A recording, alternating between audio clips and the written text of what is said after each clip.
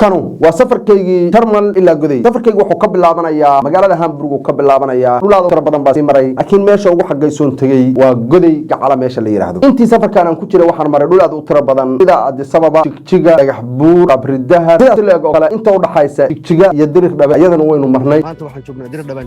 دبا يا رب ترى بدن عام كتاي وحصدوا بدنا مجال عبار كدي يا مجالو إن أدو ترى بدن عن مقال كي كوسو قاعد دون سمع ملوكا كل كسومالي ده أما إثيوبيا عن عاصمة ده تجي أنت أنشوجه وحياة أدو ترى بدن أو إيجابي بيان وارك وحياة أدو ترى بدن أو فرحة جرينا وار مقال كي وحنا كسب لعب دونا جودي بن كسب لعب دونا ما ده بدر عم حوت بيني يدت سومالي أيهين أنت عن الكاميرا أي كاميرا ده دويش ندوي شقين يسي حالك كل ما يجد أدو ترى بدن يمجسوين أدو ترى بدن وديان كأنت أنا تجين أنا نوجين قارن ملايسنا يقارن الملايسنين بعدوين أدو أدو ترى بدن ومقال كان جودي شاتكو أركض دون تاني ديجا توقعته وحنا كسب لعب يا جودي بن كسب لعب يا كان كوكينيا هذا تكتيكان كبلعب يا دير دبان جينيا كدب تكتيكان تكسب بلعبه أنا عاد السبب أيدين كينيا وقد ما أنت نهام بروك بردين كينيا مقال كيجان أدب مقالات ترى بدن ومدبلة عن دوبا يعني كسر قاعدنا يو وحن قياسيا إنه جارا يا سعد يبر أنا سمعنا يا مركز بارتوان بنسود دينيا بارتوان سود دينا بارتري بنسود دينا هدي قيبت يوتيوب كان قد دعوانا يسد مركز سكراب صار مقالات أنا سكون عارفين قيبت تيك توك هدي عاد نقد دعوانا يسدنا يوتيوب كماشى كركو قرن أما بيت كسمار وين برفع كسارن تصود مقالات وهدي عاد حسين يسد قد أنت أنشوجي وحلق المحيالات ترى بدن waxaan booqday magaalada baadiyaheeda sida Karinko kale waa dhul beeraleeya dadku waxay tabcanayaan wixii ay cuni lahaayeen dadka halka jooga marka aad fiirisid oo muuqaal kala duwan ka duubay sida gabadhaan oo kale aad u jeedin oo naga diidaan muuqaal ka duubo laakiin iga ogolaatay inaan sawirka ka qaado labada nin oo dhalinyarada oo markii meesha aan ugu tagayay niman beeraleey ahaayeen sidaas leego kale muuqaalkan idiima soo boost garay karo laakiin waa hooyo wadata cunug 8 jir oo qaawan aniga markii aan arkay hooyo wadata cunug 8 jir laakiin cunug oo darwadan xitaa kaba ugu yar ma wato waxaan isku dayay maamada inaan muuqaal ka duubo su'aalana aan weydiiyo ku iraahdo cunugar maadaama 8 sano oo jiro maxaa kaba ugu iibi weysay maxaa dhar ugu gadi weysay way diiday inaan muuqaal ka duubo laakiin si bareefada waxay iigu sheeg cunugu 11 sano marka uu gaaro haddii wiil yahay ayaa dhar loo iibiyaa laakiin inta uu ka yar yahay inta badan dhar looma iibiyo haddii qoys jira uu ka soo jeedin anigu marka waxaan u sawirtay in dadkaas ay aaminsan yihiin inta cunugu 11 sano gaarayo inuu sabab cawra lahayn gabadhan waxaan weydiiyay maradii ay wadatay calan Soomaaliya ku sawirnay sida aad u jeedina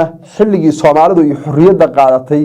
kowdii liwliya ay ku sawiran tahay waxaan iri lambarka halka ku qoran mii sheegi kartaa xisaab ahaan lambarka halka ku qoran af Soomaali iguma sheegi karto tusaale oo kale 1960kii ma dhigi karto ama 2025 oo markaa ku jirnay gabadhaas ma dhigi karto markii aan weydiiyay on ku iri taariikhda meeshan ku qoran waa taariikhda xilligii Soomaalidu ay xurriyadda qaadatay oo labadii gobol ee waqooyi iyo koonfur ay isku biireen hadda aynu ku jirno 2025 inta sano ka soo wareegtana aan u sheegay weelaya sababtoo ah markii aan sheekaysan waxa ii sheegtay waxa kaliya oo ay xifdisantahay taqaana inay tahay hebel iyo dayr hebel markii gabadhan laga soo gudbo waxa la kulmay laba wiil oo beeraleeya oo aan isku dayay labadoodaba inaan waraysi ka qaado mid waxa uu ii sheegay caqabada ugu culus oo halka ka jirto oo biyo la'aan ah hay salaamu calaykum calaykum asalaam magaca maxamed cawaale cali maxamed cawaale cali maxaa qabataa maxamed waxaan ka shaqeeyaa beeraha saax nolosha ka waran meesha sita waashi waa meel oon loogu dhinto lagu rafaaday waada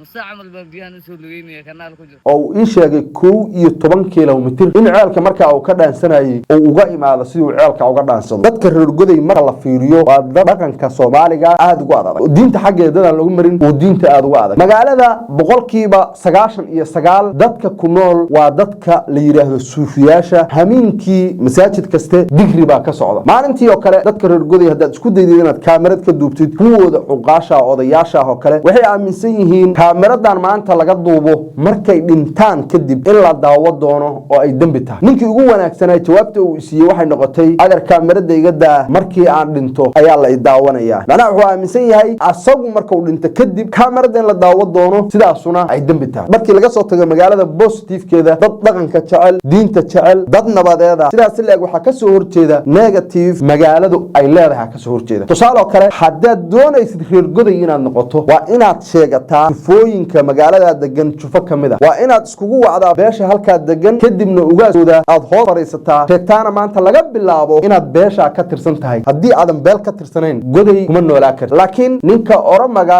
ama uraagada ama tigreega magaalada ganacsi buu ka sameynaya asaga oo ku joogaya inuu Itoobiyaan yahay manaba jirtaba qof Soomaaliya oo la hadli kara oo waxaad mararka qaar dareemaysaa dadka Itoobiyaanka dadka Soomaalida halka degan inay ixtiraam midka Soomaalida kala ka imaaday mid ka badan ay midka Itoobiyaanka siinayaan taa fasiraadooduna waxay hoos imaanaysaa Soomaalidu inay yihiin ayagu kuwa iska adag laakiin dadka ka koreeya aan la ficiltami karin